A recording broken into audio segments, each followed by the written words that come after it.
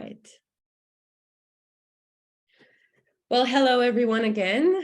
It is our greatest honor to be here today and to have Gloria Steinem with us. As you might know, it's the first time that Gloria is speaking with a Romanian nonprofit and with a Romanian crowd, if I'm not mistaken. So having you with us is really something that everyone is excited about. Just to give you a perspective, we have students here, we have university professors, we have representatives of other nonprofits, including from other countries. So everyone is just really happy to be here and, give our input and learn from you and have this really special moment together. And for everyone joining in, just a short introduction about ourselves. Her Time Romania is a nonprofit that encourages youth female leadership through networking. We've been at this work for 3 years and a half almost. And in this time, we've gathered an amazing community of over 15,000 women and non-binary folks and people from all types of communities from Romania and beyond. And we're just very committed to addressing these issues in Romania, but also in the world, which is why it's an amazing opportunity today to talk with you, Gloria, about your thoughts about where feminism is heading and how we can contribute to that as the new generation. So welcome, and of course you need no introduction, but if you would like to say a few words in the beginning. Well, I'm sitting in Manhattan, actually in a friend's house because my house is under full renovation.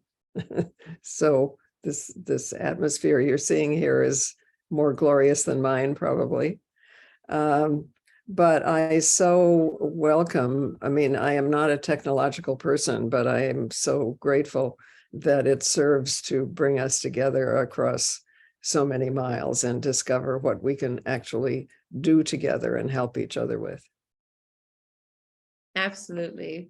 And I would first like to start with a question about, as I said, sort of the state of the world, because now more than ever, and for our generation, we can see the divide that is going on in the world and in the US, how, there's attempts at banning books, attempts at attacking free speech, and the LGBTQ community, of Roe v. Wade being overturned. And we can also see that, I think, in the rest of the world as well, how there's a really strong turn to the extreme right. And it sort of seems as if, all the work that has been put in the previous waves of feminism and is so many years of hard work that you and other amazing women you have worked with have done is sort of regressing. So how would you say that we can, as women and feminists, find strength in connecting with one another, considering that even though, we're in such different parts of the world, maybe we are experiencing the same issues. So how do you think that we can build those connections and build those bridges to unite forces and push back against that and kind of gain momentum again? Well, we are experiencing one right now, the use of technology to talk to each other and discover shared issues and shared action and support. I think in most countries, we have at least talked about and often advanced reproductive freedom, which is a fundamental issue of health and safety for women, and still controversial, as you can see here during the Trump administration, which thank goodness is gone. The challenges to it in our case, because our states often differ in their policy, is not universal. There is, really no such challenge, say, in New York or California, the two biggest populous states. But in some more conservative states, there is. And so we now see some women having to leave their own home in order to find a safe and legal abortion. And obviously that's not acceptable. On the interesting and I think positive side, this nation is about to become a majority people of color nation. I believe the first generation of babies who are majority babies of color has already been born. So in some sense, I think we will be closer to the rest of the world, which obviously is overwhelmingly majority people of color country. And that may have its equivalent in European countries too, that you know about. I mean, it's no longer, I mean, Europe dominated for a long time, and still is there to be powerful and respected. But countries that like India, for instance, though it has an unfortunately anti-feminist leader at the moment, Modi, is overwhelmingly important. And important to me, because when I first got out of college, I lived in India for 2 years, and it had the Gandhian movement, all of it, which was led by women, had a huge impact on me. So, I think we've always been multinational in our hopes and dreams and often experiences. But thanks to technology, especially, we have way more opportunity to be together across artificial national boundaries now. Right. I was actually going to ask you about your time in India because you have, contributed to the push for feminism and women's rights, not only in the States, but also in India and speaking all over the world. So from your experience and, all the people you have talked to and the communities you have interacted with, in terms of building those bridges, what do you think we should be wary of in terms of understanding each other? What might be the dangers of misunderstanding each other, and how can we sort of cross that bridge? Well, I mean, I trust your instincts and intuition to know that. But in the case of India, for instance, we could easily make the mistake that Modi, the current prime minister, represents the majority views of Indians in general, and especially women, which he does not. I mean, they are going through a more difficult period than we did here with Trump, who also didn't represent majority views. So one of the most important things we can do is what you have initiated right now. We are talking to each other. We can speak directly to each other. We don't need to go through governments. And we can encourage each other to become part of governments, to enter into government and change it. Absolutely. And you were also mentioning the power of technology several times. And I think that's something we deeply relate with, because Her Time, our nonprofit, was started and runs exclusively online. We meet each other sometimes, but we're from all over Romania and from all over the world, even outside of Romania. So yeah, I would love to hear your thoughts on how you think technology can enhance and be part of bringing back that momentum in terms of women's rights, and sort of how you think it's going to impact the future and change the movement as a whole.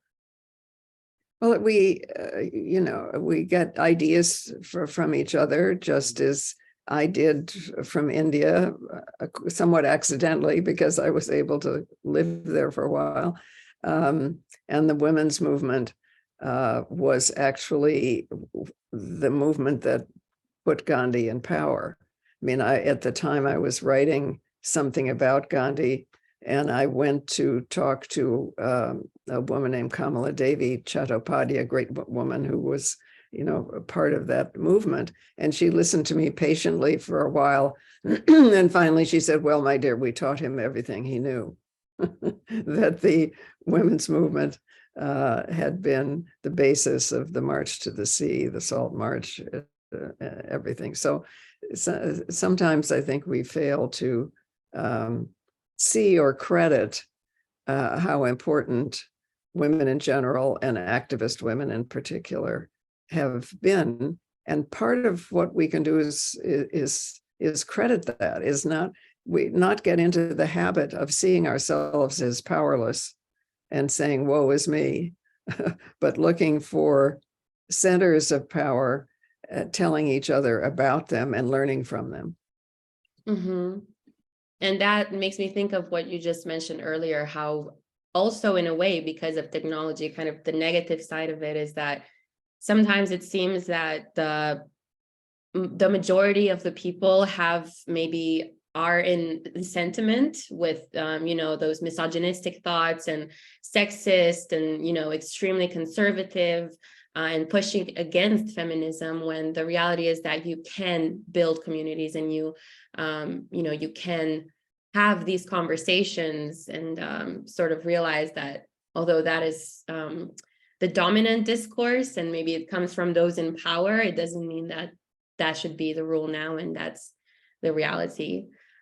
So talking about that, it can be very discouraging, of course, I think, especially for young women who are trying to fight for this, to see all those comments and to see where the world is heading and to see what those in power are instilling in our world. So how do you gain your positivity and your hope and your just your hope that things can continue to improve? It's what movements are for, really, because we have each other as support sources of ideas. Just looking at you and all the women's faces here is greatly strengthening to me. We are very far away, and yet we share so much. And we need to hang on to that, because some of the misogynistic or patriarchal forces are more there in our imagination or in tradition than they are actually in the present. So if we find shared actions that benefit us and just say, okay, I'm going to do this, and in some ways, we are already doing that in a not always conscious way. That is, women are having children by choice rather than by tradition and sometimes by force, or at least more women are having children by choice. More women have the revolutionary idea that children have two parents and that fathers are equally responsible for the responsibility and the joy of taking care of children, and also for doing all the work that keeps a household together. I remember talking to a woman who said to me, she said, when my husband leaves his underwear on the floor, I nail it to the floor. I thought, we find all these ways of instructing. We've also changed education a lot, because in my country, at least, the women's movement was definitely not part of education. And we learned all kinds of false Freudian theory, which now I think is pretty much gone. So the fast answer, the simple answer is we do it however we can. But I think sometimes we also fail to credit what we have already achieved. Yeah, I really love that. And that makes me think of an experience I had recently where I was having a difficult time, and it wasn't necessarily experiencing life as a woman, but just going through a lot of difficulties, as we all do. And I really had a moment when I thought of my grandmothers, when I thought of my mother and what they had been through. And I said, you know what, if they have done all of that, if they have overcome all of that, I can do it as well. And I really felt their power and their strength in me. So when I hear you talk about community, and it also makes me think of how generationally, like you said, there has been so much that has been accomplished. And so much strength and wisdom also that has brought us to where we are today as a society. So yes, that is, I think that's very inspiring, and it's very great for everyone here to hear. And I was just, as you were saying that, I was thinking that sometimes in history, the importance of the women's movement and the change often starts or stops with women is not emphasized. For instance, when Hitler, our most famous despot perhaps in history, when he was elected, and he was actually elected the first time, the very first thing he did the next morning was to padlock all the family planning clinics and declare abortion a crime against the state. So, he understood that women's reproductive freedom was fundamental in a negative way, and we have to understand it and use it in a positive way. Yeah, definitely. I think something that is maybe not talked about enough is how women's bodies are definitely used in that way, in a strategic and political way. But yes, of course, in a negative sense where we don't have autonomy over it anymore. Mm-hmm. Yes, and we don't, I think, at least in my country, we've advanced in terms of the laws and procedures and understanding of sexual assault, of rape, but we haven't proceeded in the same way about why men rape. Where does that come from? The innocent male baby does not come into the world with this impulse, and how does the idea of masculinity get to be so dangerous? Yes, that's such an important topic, and I want to actually introduce some of my colleagues in my team who have some questions about that, actually, and about masculinity, because it's so important to also address that, of course, how men play a role and how they can be allies and how we connect in that way. So I would first like to introduce Stefania, who is the coordinator of content and our blog with amazing articles that share women's stories. And Stefania has a great question for you. I'm looking to see where you are. Wait a minute. Hello.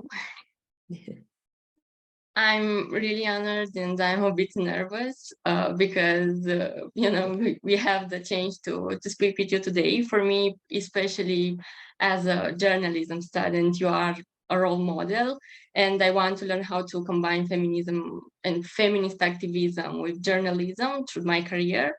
So my question for you is, how do you explain women being against feminism, and what approaches can we use to engage and educate them? We're very vulnerable when we come into this world, and we get our sense of what is normal and natural and right and so on from the world around us.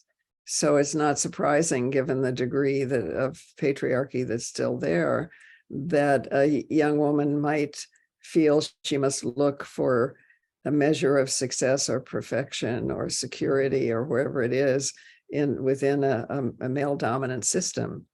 The reality of the danger of the male dominant system, which is sometimes present in our own families in terms of violence, and certainly in the social or the antisocial, behavior in our countries. I think once we see that, we begin to see that whatever our lives are like now, they could be much safer and better with the support of other women. But the answer in approaching each other is not to reproach, not to say, why don't you see this, but to try to find a shared example. I mean, just as a simple one, kids have fathers too. Why don't fathers take care of infants and little children as much as women do? Yeah, 100%. I think that's something that we all dealt with actually before calling ourselves feminists, that internalized misogyny sort of, and For my case, and I wonder how it was for everyone else too, maybe Stefania can share as well, or anyone who would like to, but I was not calling myself a feminist. I was saying that feminism is very hypocritical. I didn't have any argument for it, but that's just what I saw, around me. But at the same time, I was very adamant to talk about street harassment and various feminist issues. So yeah, it's very embedded in us, the patriarchal idea and internalized misogyny. Sometimes it's embedded in the simplest of things. For instance, when we were together with a group of men and women talking about something, we used to give everybody a certain number of poker chips. And every time you spoke, you put a chip in the middle of the table. And it soon became evident who was dominating the conversation. And it was a democratizing force. That's a great way to visualize it, because a lot of times I think it's easy to deny it if you don't see it, or if it's sort of looming, or we're used to it. Yes, and we're trained to be good listeners, quote unquote. Oh yeah, absolutely. Right. Thank you, Stefania, so much for your question. Larissa is our coordinator for design, graphic design. She is extremely talented, and we're very happy to have her as well in our team. And she has a question for you as well. Thank you. Yeah, in my research, in my PhD research, I try to create bonds within the Eastern European emerging textile female artists in order to, reclaim the textile heritage that has been under-evaluated over the passage of time. And in my attempts to do so, I try to, form this network of females that support each other. And my question is kind of similar to what Andrea has already asked you before. So, and also similar to Lorena's. And if it's okay by her, I also like to add it. We are curious about how you managed to bring together so many people to join your movement, and how we can bring this strong sisterhood today. In the early years, we didn't have magazines or books very much, that were feminist. So it was more about gathering together in communities, on campuses, and finding places where to which women had access, and having meetings there. Now, of course, we do have books and publications, and we have the internet now. So what's very helpful, I think, is just to be literally together in whatever way is possible, whether it's in your neighborhood or online, so that you have an ongoing source of support, because the patriarchal world, of course, is still more likely to be with us. And also, since the family is our most intimate unit, to help in a loving way to democratize the family. So men are doing, as I was saying, men do childcare as much as women do, or cook as much as women do, or whatever is possible, because it enlarges the scope of activism and satisfaction of men too. Thank you. We'll move on to Paula as well, who is our coordinator for the ambassadors program. So she's the one handling all our volunteers and bringing us together as a community, actually. So very important job. Thank you, Andrea. I'm so glad I have this chance to ask a question. And I'm a political science student. So from this position, I want to ask, how do you think we can encourage more young women to get politically involved? And how can we fight the misogynistic behavior that we have in politics right now? Well, I don't know the situation in your schools, but to get materials, books, whatever those children are studying, that have girls as equal storytellers and activist figures within what they are reading. That would be very helpful. Also, to ask ourselves simple questions. Am I spending more time on how I look than what I think, or in contacting others? Just to try to democratize, feminize, equalize our own actions.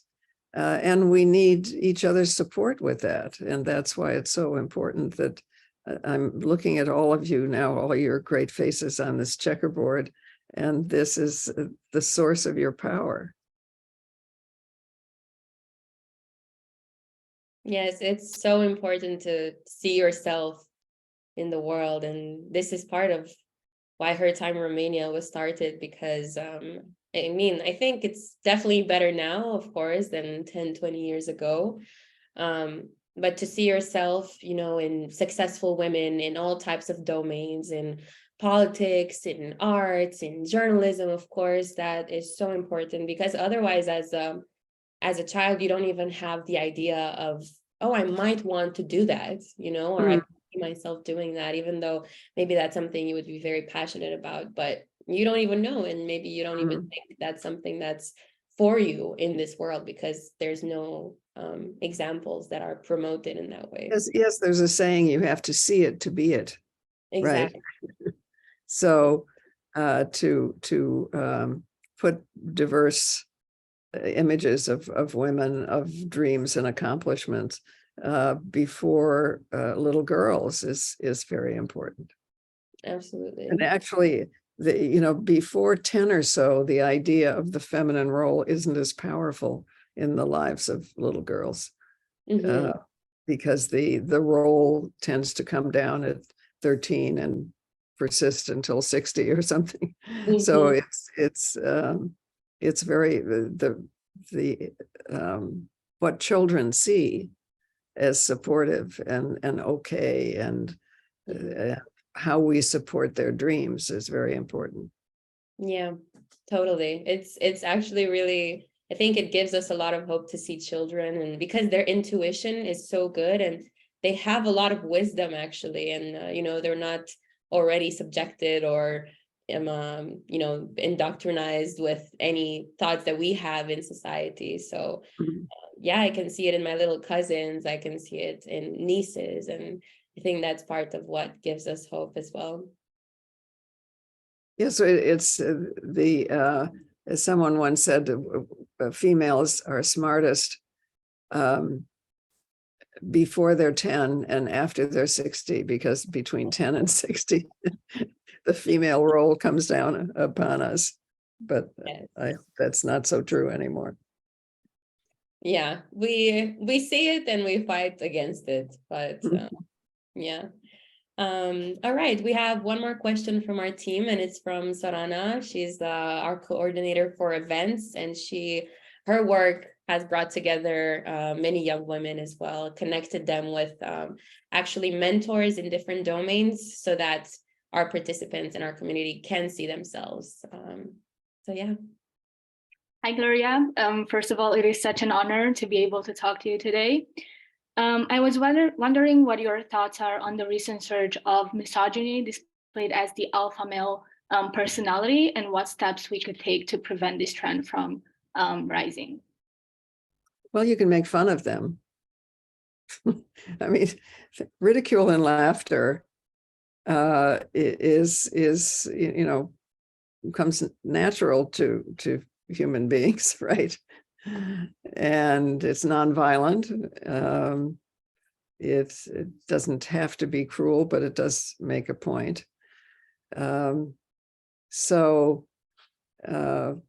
That can take all kinds of forms. If somebody says something to you, a man says something to you in a very dictatorial way, if you say it back to him with whatever statement that you want to make in the same dictatorial way and say, how does that feel to you?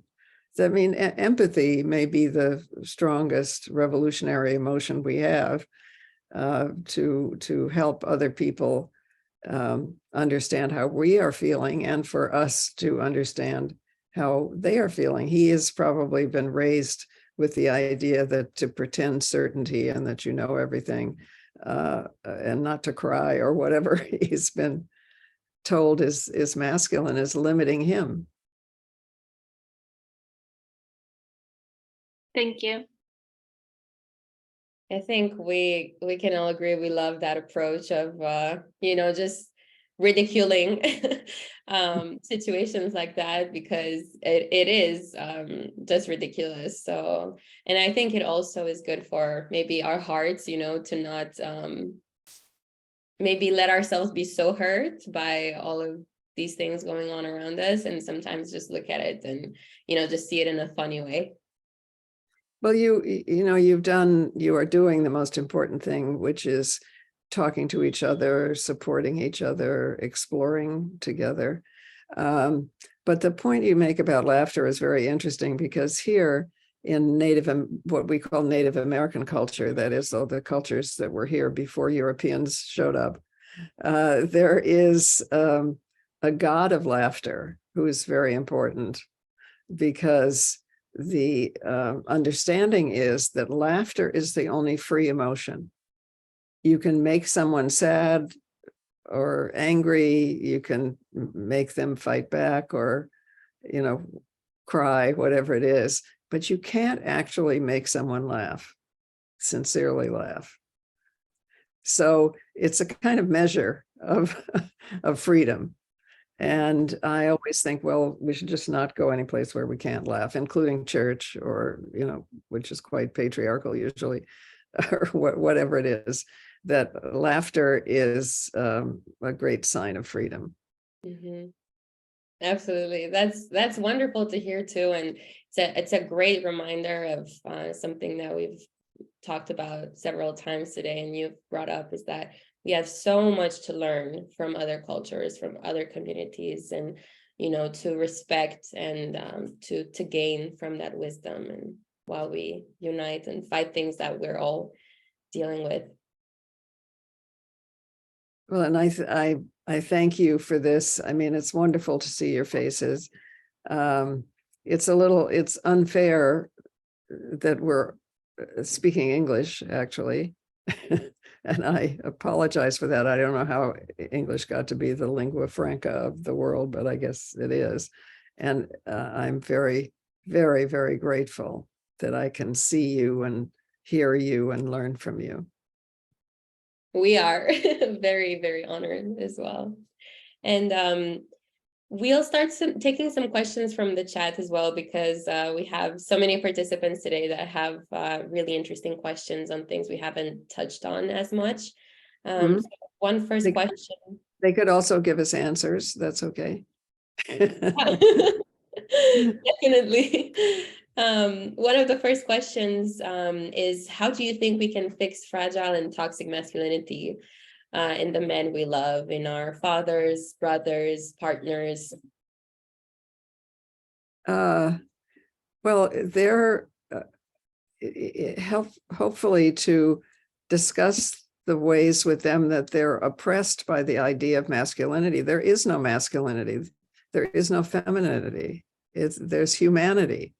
We're each individual, unique human beings who could never have happened before and could never happen again.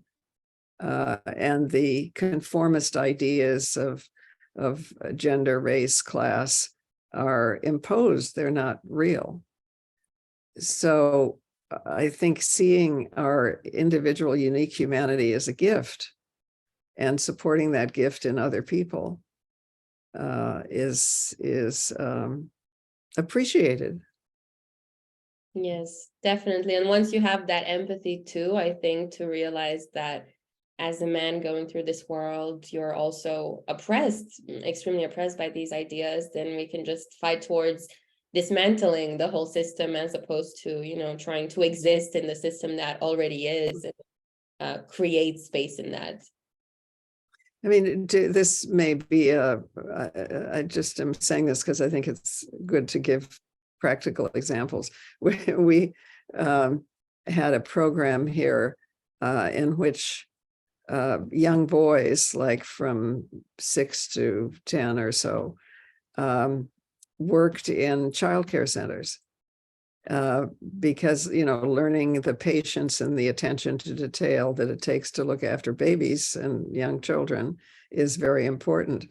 And the boys actually loved it because it was an area in which they were treated as grown-ups and they were tired of being treated as children all the time. So they ended up calling the program "Oh Boy Babies," because that's what the little boys said once a week when they went to a childcare center. "Oh boy, babies." Mm-hmm.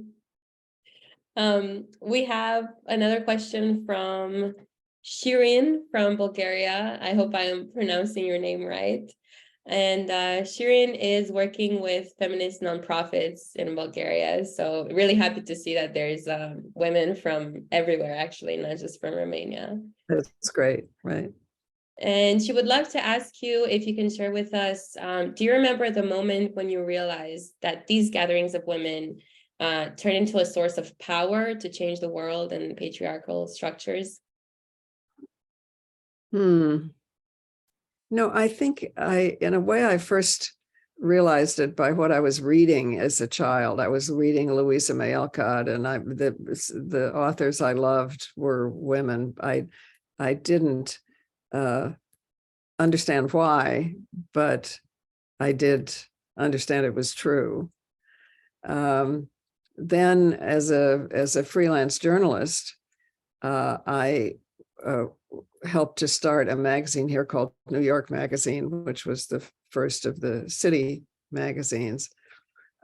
So I realized it was possible, and there was the beginning of the women's movement. So we did one whole issue about the women's movement, and it sold out in 3 days. I mean, it was so popular. So, you know, using your work, your profession, your access to other people, putting the content you care about in your heart into that will get a response, as you know, from other women and some men too. And I remember going through my college's library actually and finding the Miss Magazine archives. Really? That's amazing. Yes. I studied at Bennington College in Vermont, which used to be an all-women's school, and there was an archive of so many magazines there, and it was the first time I had ever seen something like that, because in Romania we have online publications and maybe we have some magazines that are progressive and talk about these issues, which is only very recent, but you know, seeing that and those stories of women from so many decades and from so many backgrounds was just so inspiring, and I think like a really important moment. So the fact that you, like you said, put in passion and what you really care about in your work remains forever now for so many generations to come. Well, I'm exceedingly proud that you somehow found that justifies all of this. Thank you. Yes, there were so many of them, and it was so amazing to see. We have another question in the chat from Valentina. What was the most difficult thing you had to deal with during the 60s and the 70s, and how do you think things are different today? It's a big question, of course, but. Well, it's an interesting question. I think probably the first most difficult thing was ridicule. You know, that somehow, I mean, even the men who were our age and our allies, say, who were fighting against the U.S. role in Vietnam,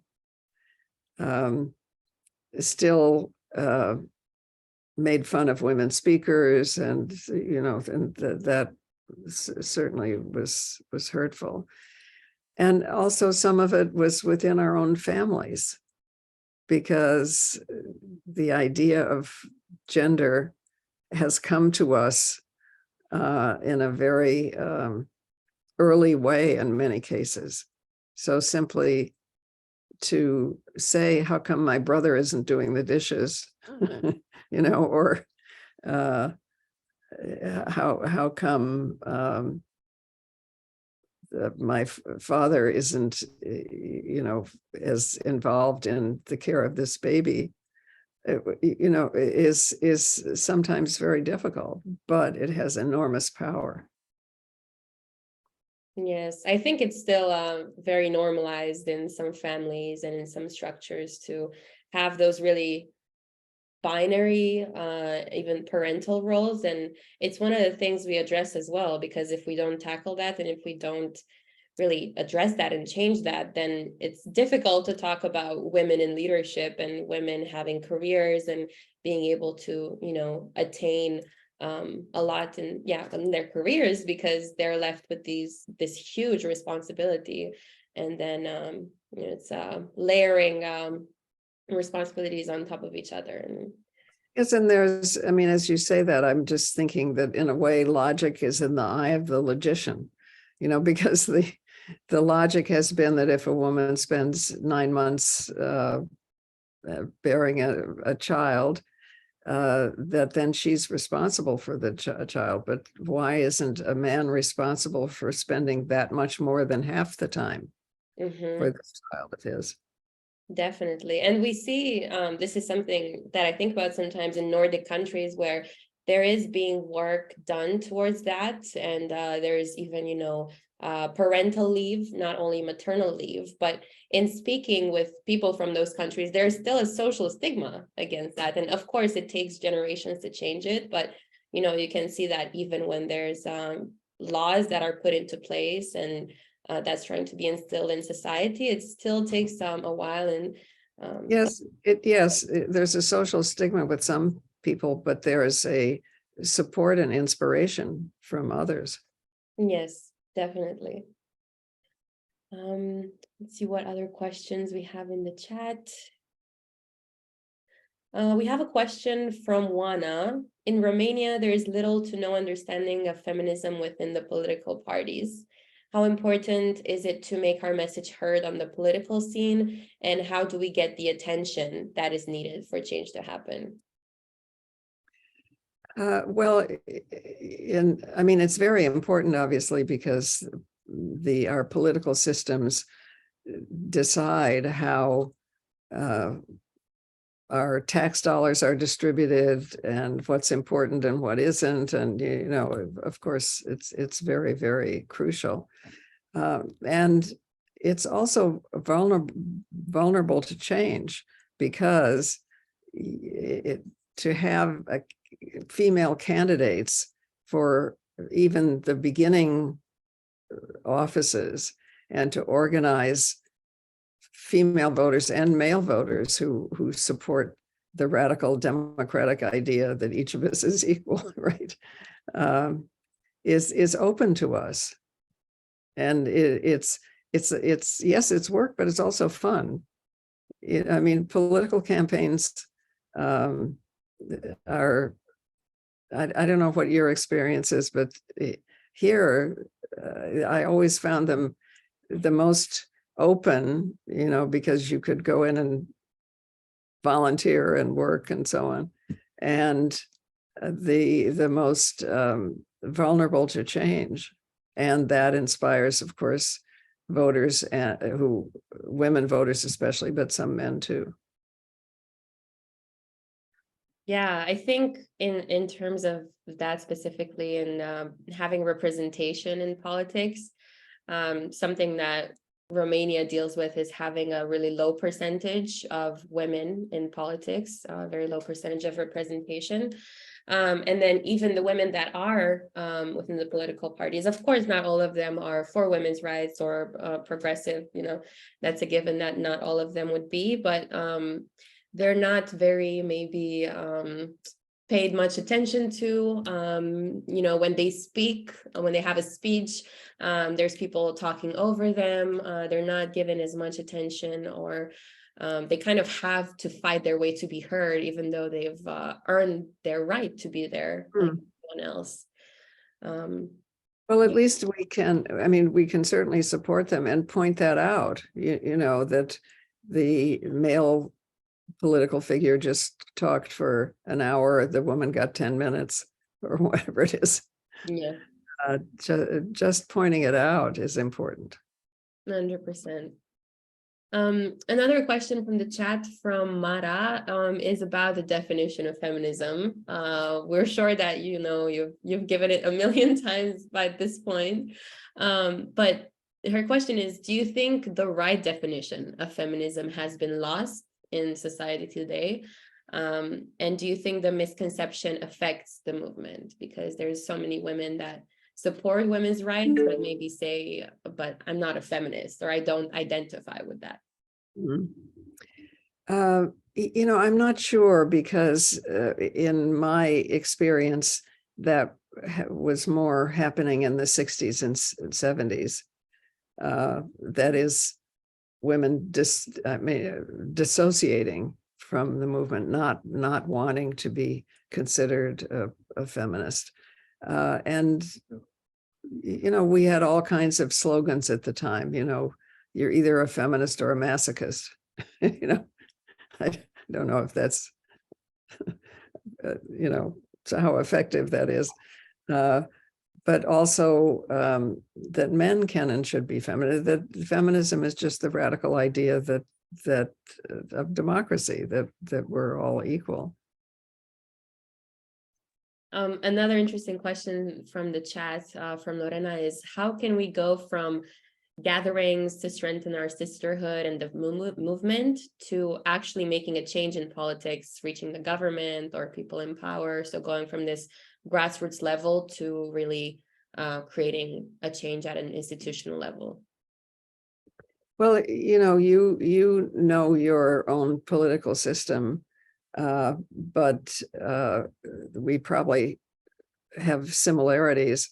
And an early way was to enunciate an issue and show its popularity with women voters and some men too, in order to affect the behavior of the politician who wanted to get elected. After that, we also added women as candidates, or feminist men as candidates. So it became a measure of who you voted for. But really, I mean, it's democracy is feminist by definition, since it counts everyone's voice as potentially equal. I think that's very challenging idea for many, and I would love to know their responses to this. Well, yeah, what do you think of as a response that's a negative response? I mean, I would love to hear politicians in power who are against, you know, abortion and who don't support women in politics, what their response would be to the idea that feminism is democracy. You know, you have democratic values, but then you're also kind of pushing back against this movement, which is rooted in it. So I would be interested to kind of hear. It's just an extension. I mean, the ability to decide whether we become a parent or not. If we don't have control over our own physical selves, we don't have democracy. 100%. We'll take a couple of more questions from the chat. One of them from Mirela is: what's a piece of feminist literature that you would recommend? Well, you know, then we get into who our favorite authors are. I mean, Alice Walker is my favorite, and her poetry and her stories are very affecting and also always feminist. And one last question. I saw it in the chat. I'm trying to get back to it. There it is. So one question from Cesar, which I think is also kind of summing up a lot of what we have discussed today, is how can you build collaboration and solidarity between different movements in order to achieve a greater good? Because we know that you have also fought for LGBT rights and for Black rights in the US. So what are your thoughts on that? They're not exactly different movements, because we are all saying each human being is unique and valuable, and whether women love women or women love men, or that this among all living things there is loving behavior, whether it ends in conception or not. So this is just part of our humanity. It's intrinsically, it's organically the same, but because we of course organize around the issues that affect us the most, it's sometimes useful to go to people in another movement and say, how can I help you? We're in this together. What can I do that can be useful to you, and to create coalitions? Definitely. Yeah. Where do we intersect with what we're trying to do for our movements? Well, there's one last question from me to wrap it all at the end. And again, we're extremely grateful for your time. This is a very important and special moment for all of us. And we really appreciate your wisdom and your transparency and your openness and friendliness. And yes, it's a very, very special moment for all of us. And so to kind of end this, I would love to ask you, what message do you have for us? Not necessarily as feminists from Romania or Bulgaria or, the US, but in general, as women and as feminists and allies, what message do you have for us to help us keep pushing for women's rights and for feminism, and to keep us strong? Well, we have the most power and responsibility for our own behavior, our own language, our own outreach to other people, what we support, how we spend our money, so that's a lot of power. One. Two, we are communal animals. There's a reason why isolation is the most drastic punishment all over the world. So we do need each other in a mutually beneficial way. So it's a balance, I think, between uniqueness and community. And it's a joy. I think too often movements are viewed as difficult or angry or deprived or I don't know what, but the truth is that it's an absolute joy. And it's a joy to look at all of you and your faces and understand that no matter how far apart we may be physically, we share our hopes and dreams, and that there are women like us around the world. We at least now have technological ways of speaking to each other that we didn't have before, when we just had newspapers and magazines and so on. So the more we use them, and the more we use our individual moments, of talking to somebody who's next to us in the bus, or who's in the street, or who, just saying what you care about and what you're doing, and finding your chosen family. That's such a great note to end on, and especially focusing on joy, because like you said, many times it's difficult. And I think being in nonprofit work as well, it's tiring, and we're dedicated, but we're also, trying to preserve ourselves. So remembering that it's all about this, it's about the joy of being together, and it's about owning it, right? Owning our values and who we are, and sharing that with the world in a way that's confident and unapologetic. And that, we have each other in that sense. It's Yes, and one of our great earlier revolutionaries, Emma Goldman, always said, if there's no dancing at the revolution, I'm not coming. So I love that. yeah, right. That's important too. And if you see ways that I can be helpful, or can find I don't know what material of some kind that's helpful to you, tell me. I'll do my best. Absolutely. I mean, you've already, like I've said, and like everyone I'm sure can agree, you're leaving so much behind, and we're all going to remember this moment, because you're one of the people and one of the icons. I don't know if you like being called that or not, but Yeah, no, and I guess not, because it's a thing, an icon, but it's an accident that I have this ability to talk to you, because if I were not in media myself, a journalist myself, if I were a scientist, perhaps, or I don't know, would be less likely. So it's a huge gift for me, and I will try to pass it on to others. Thank you.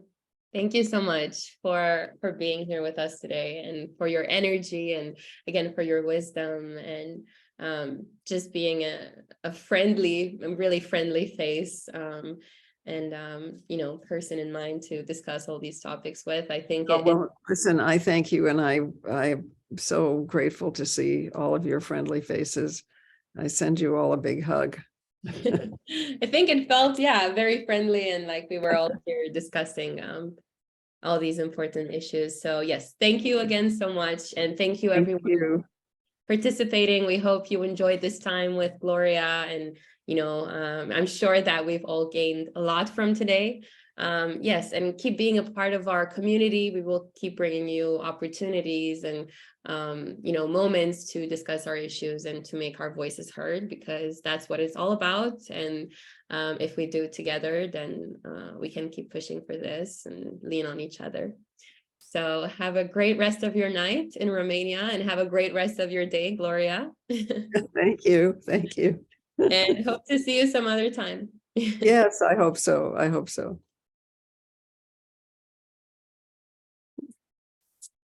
Thank you. Thank you. It's going to be Thank you. You, everyone.